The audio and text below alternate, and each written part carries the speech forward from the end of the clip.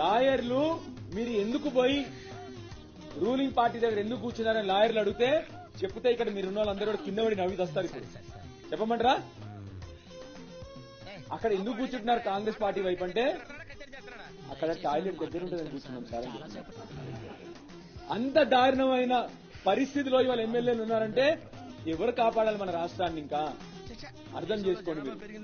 అది వాళ్ళు ఇచ్చిన జవాబు. అది ఎందుకు కూర్చున్నారు మీరు కాంగ్రెస్ పార్టీ తరఫున హౌస్ లో ఎందుకు కూర్చున్నారు? ట్రెజరీ బెంచెస్ లో మీరు కూర్చోవాల్సింది అపోజిషన్ బెంచెస్ లో కదా అంటే మాకు టాయిలెట్ దగ్గర ఉండదని కూర్చున్నామని చెప్పిన దౌర్భాగ్యమైన పరిస్థితుల్లో ఎమ్మెల్యేలు ఉన్నారు. ఎందుకు ఇంకా వాళ్ళు ఇంట్లో ఏం మొహం పెట్టి చూపెట్టుకుంటారు? వాళ్ళు పోయి వాళ్ళ ప్రజలకు ఏం మొహం పెట్టి చూపెట్టుకుంటారు? వాళ్ళ పిల్లలకి ఏం జవాబు చెప్తారు? వీళ్ళు అంత దరిద్రమైన పరిస్థితిలో ఉంది.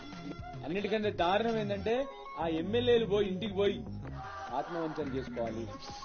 ఏంది మీ పరిస్థితి? ఏంది ఇవాళ